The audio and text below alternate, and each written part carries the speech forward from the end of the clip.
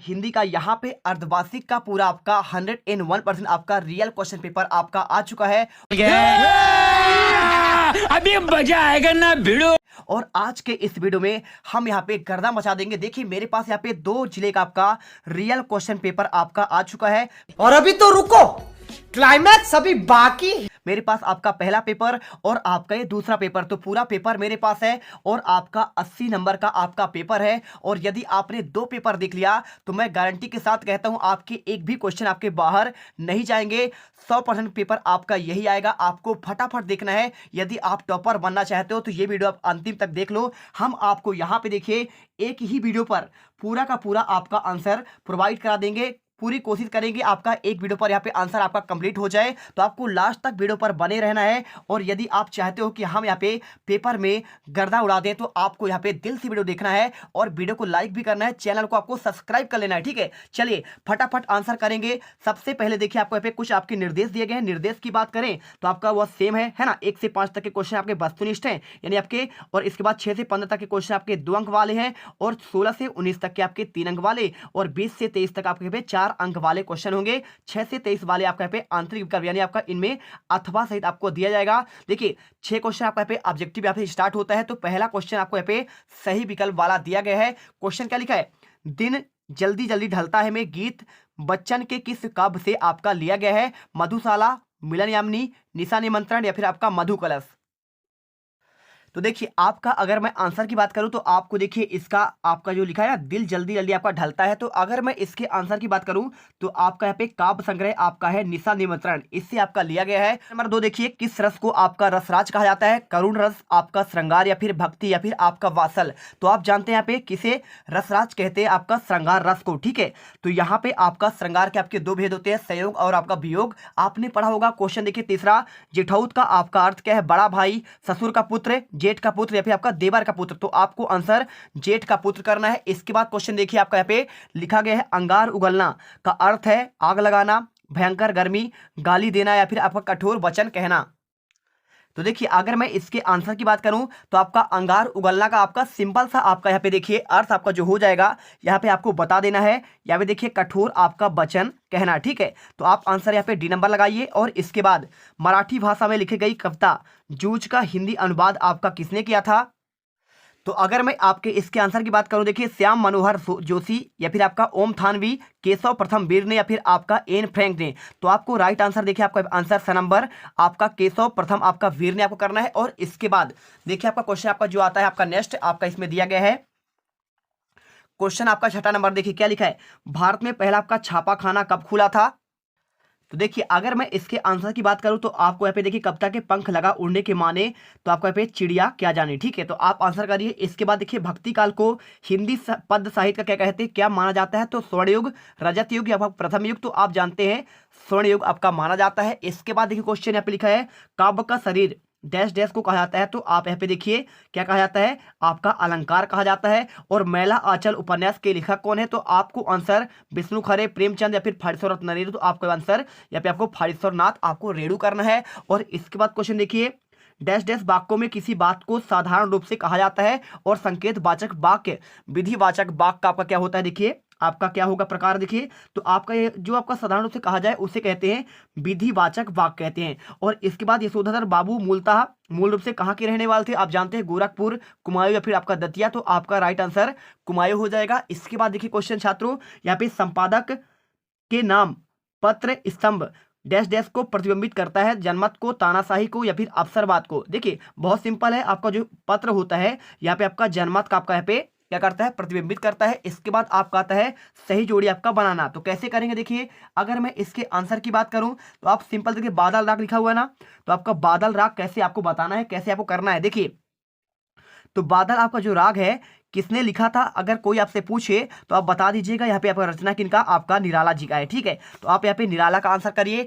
इसके बाद लिखा है वर्ण के बोलने में लगा समय क्या होता है। तो उसे कहते हैं आपका यहाँ पे मात्रा कहते हैं। क्या कहते हैं, आपका मात्रा हो जाएगा। इसके बाद पहलवान की ढोलक किनकी रचना है। तो कोई आपसे पूछे तो आप बता दीजिए फाड़ेश्वर नाथ रेणु का है। ठीक है, चलिए यहाँ पे आपका आंसर ये भी हो गया। इसके बाद प्रश्न बोध निपात क्या है। तो प्रश्न बोध आपका निपात आपका यहाँ पे ये हो जाएगा। देखिए क्या और कब आपका होगा, है ना।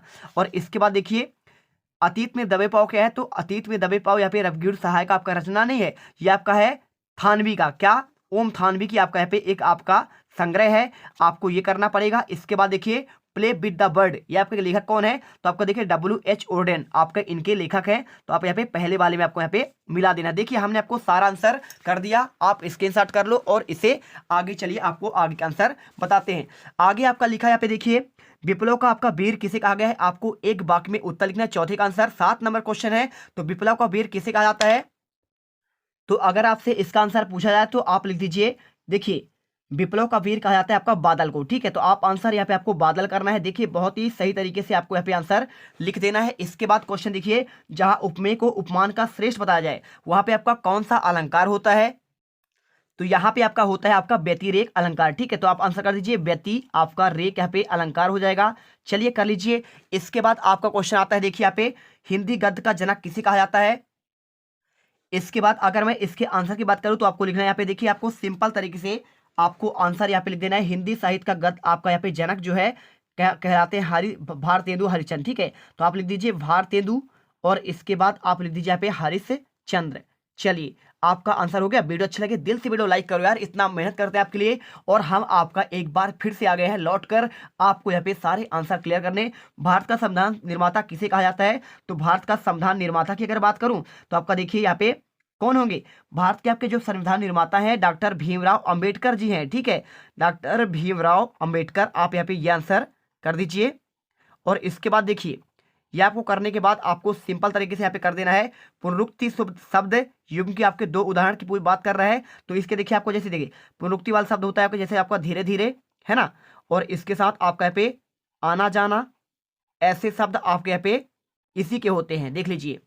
और इसके अलावा आप चाहो तो यहाँ पे रुक रुक, जल्दी जल्दी, ऐसे करके आपको पे तेज तेज आप ऐसे शब्द लिख सकते हैं।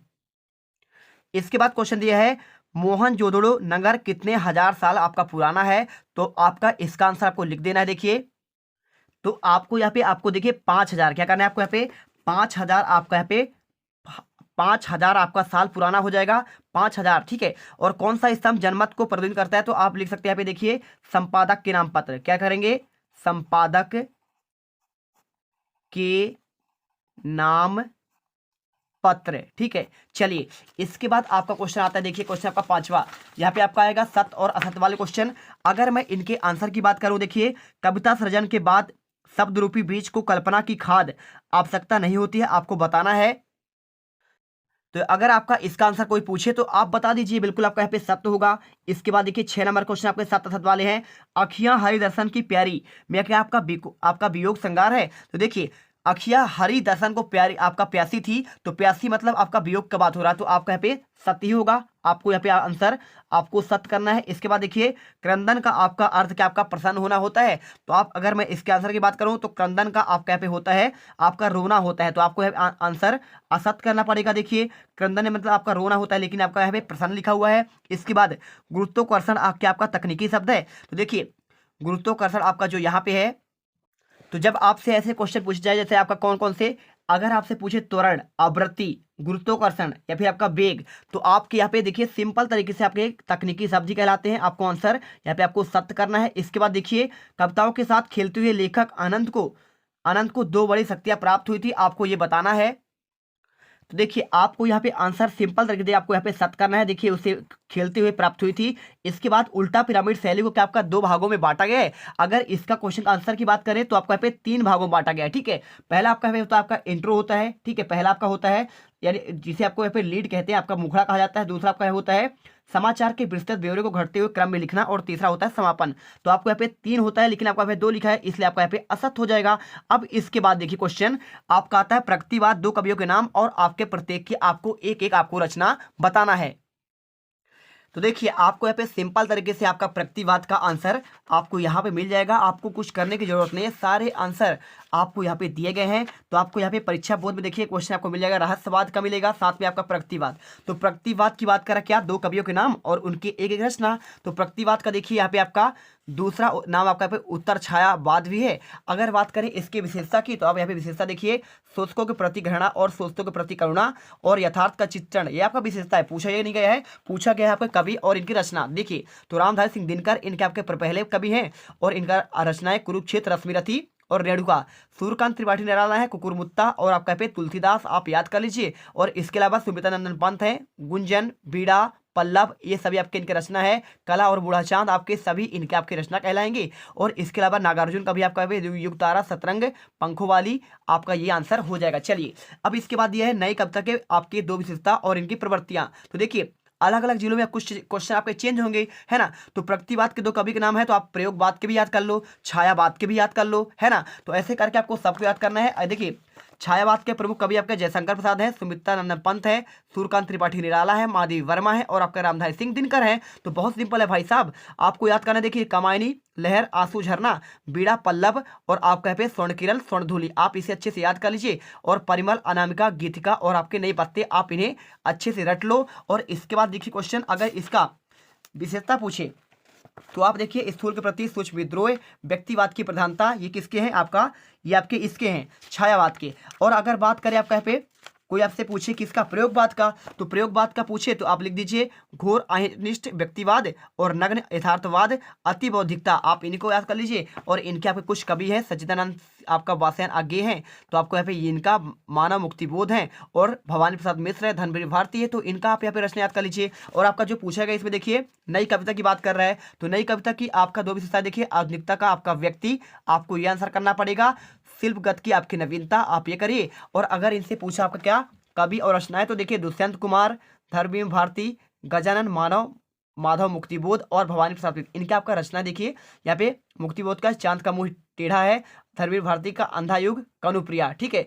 और आपका पे आप आंसर याद कर लीजिए। इसके बाद क्वेश्चन देखिए आपका पे आता है आपका 7वां, स्नेह सुरा से क्या आशय है, आपका इसका आंसर। और उषा का जादू क्या है और क्यों टूट जाता है। देखिए हमने आपको यहाँ पे 6 तक का आंसर आपको दे दिया है। नेक्स्ट पार्ट में आपको यहाँ पे 7 से आंसर स्टार्ट करेंगे और 7 से लेकर पूरे आपके यहाँ पे देखिए क्वेश्चन आपके जितने भी हैं, यहाँ पे आपका क्वेश्चन है। देखिए टोटल आपके क्वेश्चन की बात की जाए, आपके इनके पूरे आंसर आपको मिल जाएंगे, फटाफट आपको आंसर देंगे। और आप यहाँ पे इसके बाद आपका पार्ट 2 आएगा और उस पार्ट में आपको पूरा आंसर यहाँ पे प्रोवाइड करा देंगे। तो मिलते हैं नेक्स्ट वीडियो पर। जय हिंद, जय भारत। वीडियो अच्छी लगे दिल से वीडियो लाइक करिए और चैनल को सब्सक्राइब जरूर कर लीजिएगा, ये तभी आप यहाँ पे पूरा आप पेपर में गर्दा मचा देंगे। और वो जो लाल वाला बटन है उस पर भूकंप लेके आओ या फिर भूचाल, मुझे नहीं पता, बस क्लिक हो जाना चाहिए।